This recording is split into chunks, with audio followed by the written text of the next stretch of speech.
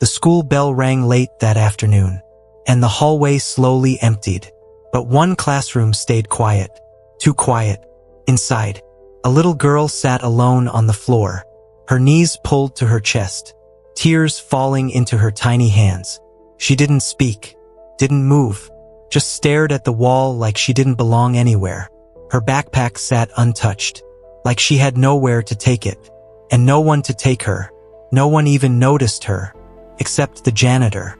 He was a quiet man, maybe too quiet for a school full of noise and chaos, but he always noticed the quiet ones.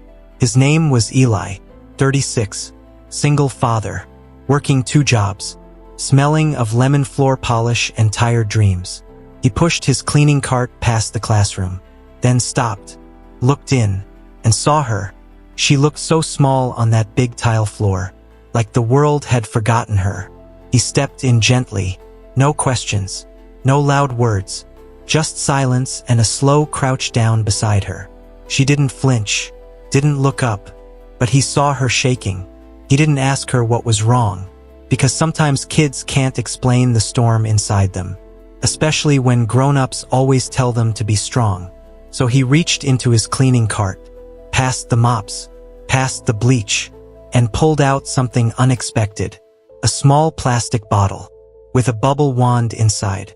It was his daughter's. He always kept it close, for moments like this, moments when words were useless. He dipped the wand, and blew. A soft bubble floated out, then another, then 10. They drifted toward her, slow, gentle, like peace itself had entered the room. One popped on her sleeve.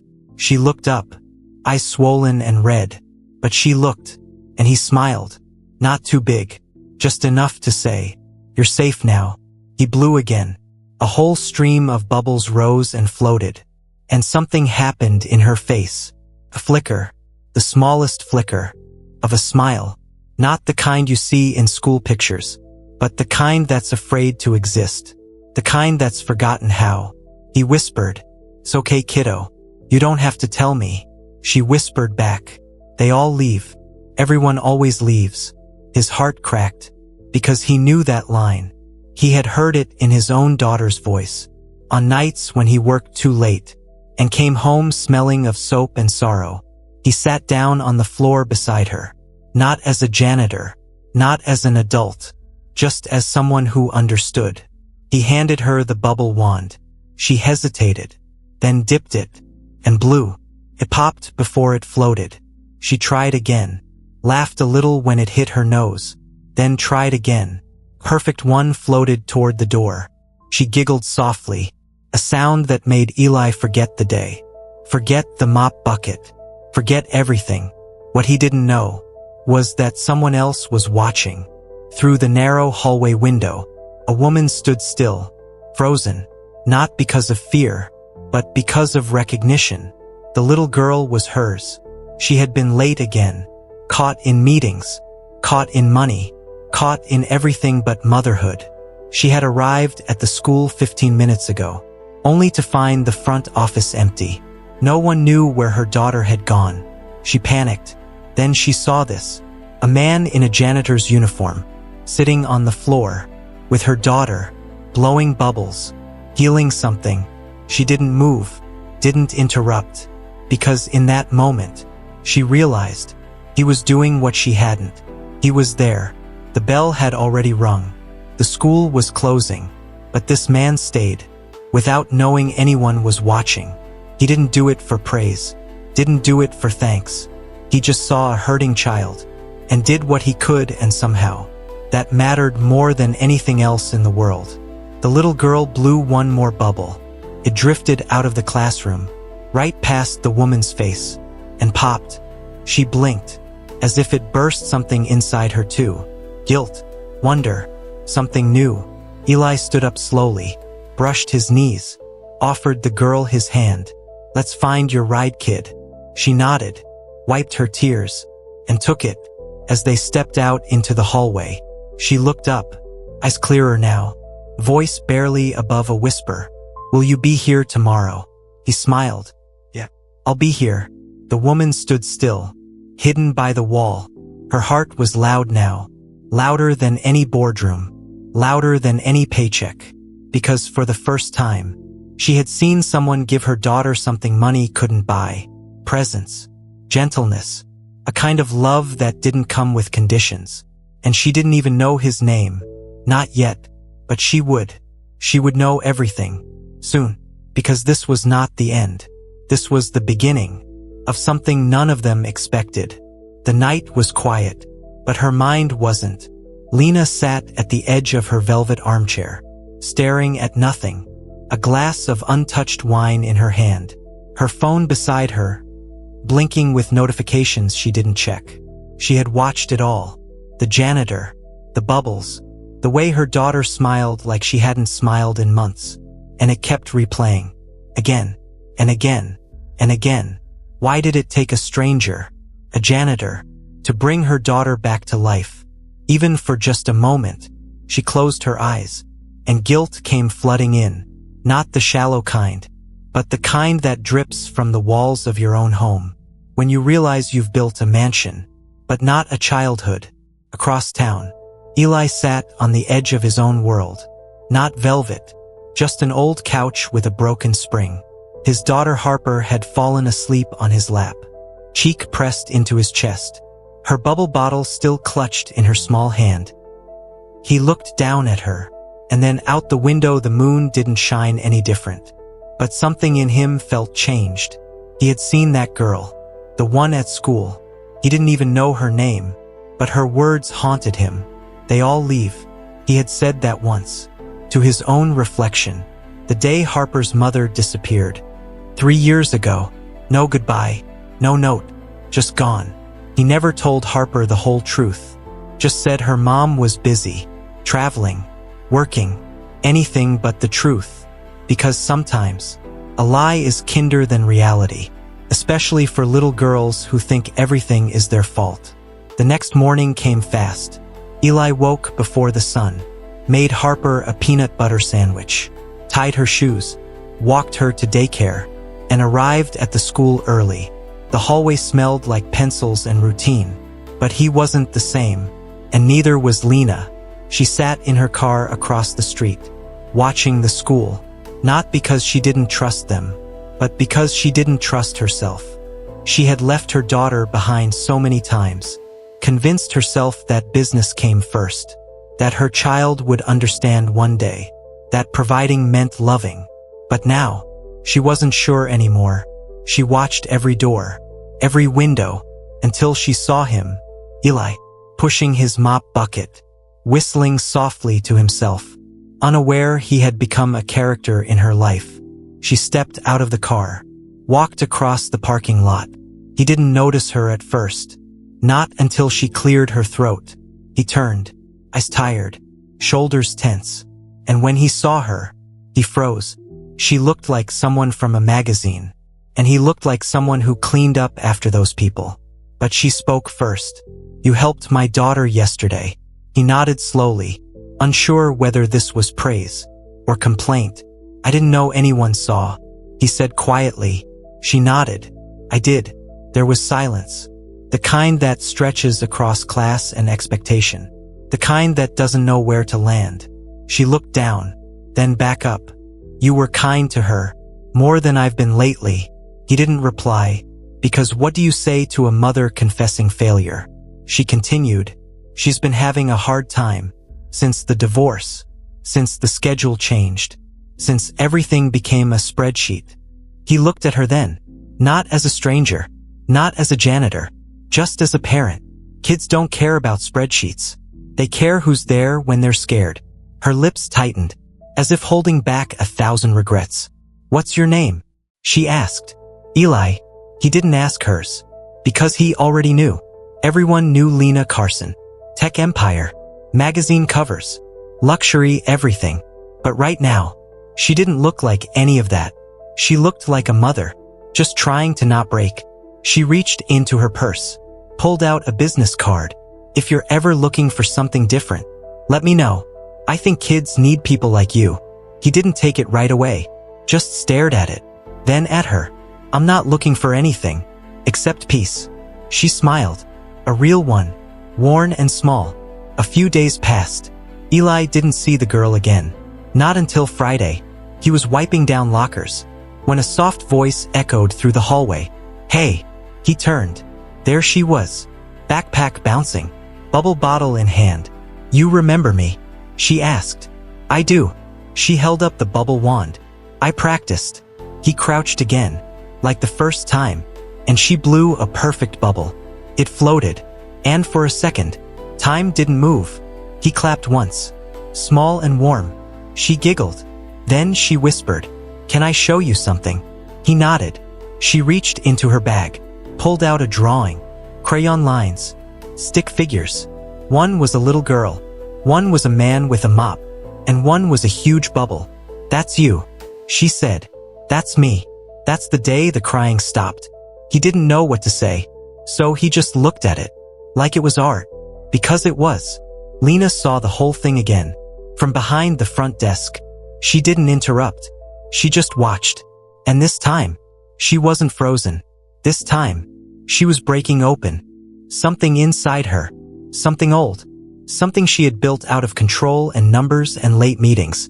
It was cracking. Because love was happening. Right there. And she hadn't planned it. That afternoon, as parents lined up in fancy cars, she waited quietly by the door. Eli walked the girl out, held her hand, then passed her gently to Lena. He smiled. She smiled back. No words this time. Just something exchanged in silence. Not attraction. Not confusion. Just respect. And something neither of them knew how to name yet.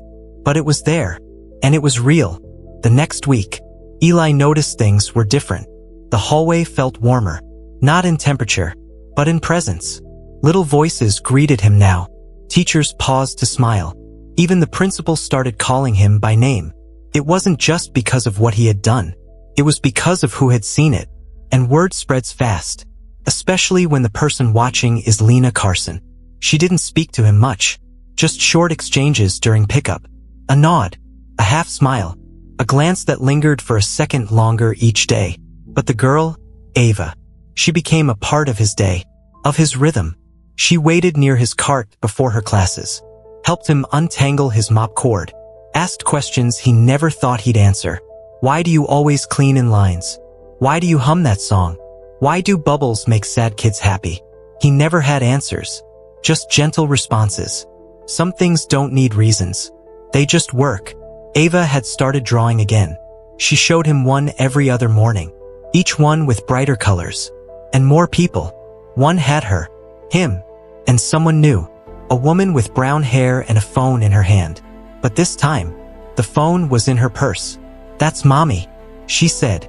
"She's learning how to stop working when I talk." Eli smiled, didn't say anything, but the picture said everything. Meanwhile, Lena sat in meetings, surrounded by men in suits and women in lipstick smiles, and found herself distracted, thinking of the hallway, the janitor, the bubbles, the girl who had once stopped talking now wouldn't stop speaking, and the man who had started it, without trying to, without asking for anything. Late that evening, she found herself dialing a number she never thought she'd use. His. It wasn't about her company, or her foundation. It was about something else. A dinner. Just dinner. To say thank you. Nothing more. She rehearsed how she'd say it, how casual it would sound. But when he picked up, all she said was, "Do you eat food?" He laughed softly. "I try to." She paused. "I mean dinner. With me. With us. With Ava." A silence. Then, "Sure. When?" "Tomorrow. After school." "All right." She hung up, suddenly nervous, like a teenager. And that scared her. She wasn't used to being unsure. She wasn't used to anyone seeing her outside the headline. The next day passed quietly, until the sun began to fall. Eli waited near the school gate, in jeans and a clean white shirt. Unfamiliar territory. Harper stood beside him, curious, shy, holding a small bag of snacks. Lena's car pulled up, this time not her usual driver. She drove herself. That said something, even if no one said it out loud. They sat outside a small cafe. Nothing expensive, nothing loud, just a wooden table under string lights. with 2 little girls trading stickers, and 2 adults pretending they weren't watching each other. Lena asked about Harper. Eli asked about Tech. Neither talked about the bubbles. But it was there, in the silence between their questions. Ava leaned close to Harper. My mom used to forget to hug me. Now she does it even when no one's looking. Harper smiled. My dad makes sad faces when he thinks I'm not watching. But I hug him anyway. Lena's throat tightened. Eli looked away. The girls kept talking, as if healing was easier for them, as if truth was normal. They ordered food, talked more, laughed sometimes. It wasn't a date, but it wasn't not one either. It was something soft, something forming, something that didn't have a name yet. Later that evening, as they walked to their cars, Ava reached up and held Eli's hand. Can you teach me the bubble trick again? I forgot how to blow the really big ones. He smiled. Sure. Tomorrow. Lena watched it happen, then knelt beside her daughter. What do you like about him? She asked gently. Ava thought, then whispered. He doesn't fix things with money. He just listens. That night, Lena couldn't sleep. She sat in her kitchen. Lights dimmed, laptop closed, phone silent. She looked at the calendar. Investor calls, boardroom meetings, a flight to New York. But what she remembered most was a plastic bubble, drifting toward a crying girl, and popping right into peace. Something inside her cracked again, but this time, it didn't hurt. It felt like a window opening. After years of glass, she whispered to no one, maybe I've been building the wrong kind of empire. And she meant it. Weeks passed, but nothing felt ordinary anymore. Eli still cleaned the floors, still mopped the same hallways, still walked home with calloused hands. But people saw him differently now, not because he had changed, but because someone important had noticed him. And in this world, that made all the difference. Lena came by more often, not just for Ava, but for the moments between. She'd pause near his cart, say something small, sometimes about her day, sometimes just, hi. It wasn't romance. Not yet, but it was something warmer than silence, softer than distance. Ava and Harper grew closer too, like sisters, one from glass towers, one from small apartments. But when they played, none of it mattered. They shared stickers, lunch snacks, secrets about which grown-up cried when no one was looking. They didn't know it, but they were healing 2 adults without even trying. One afternoon, Ava brought 2 bubble wands to school. One blue, one pink. She handed the pink one to Harper and said, let's show them how it's done. 2 girls, 2 wands, dozens of bubbles, floating across the school lawn. And behind them, Eli and Lena watched, shoulder to shoulder. No words, just air between them, and something forming in it. That night, Lena stood at Eli's door. Not the mansion, not the driver, just her, holding a small envelope. He opened it, confused.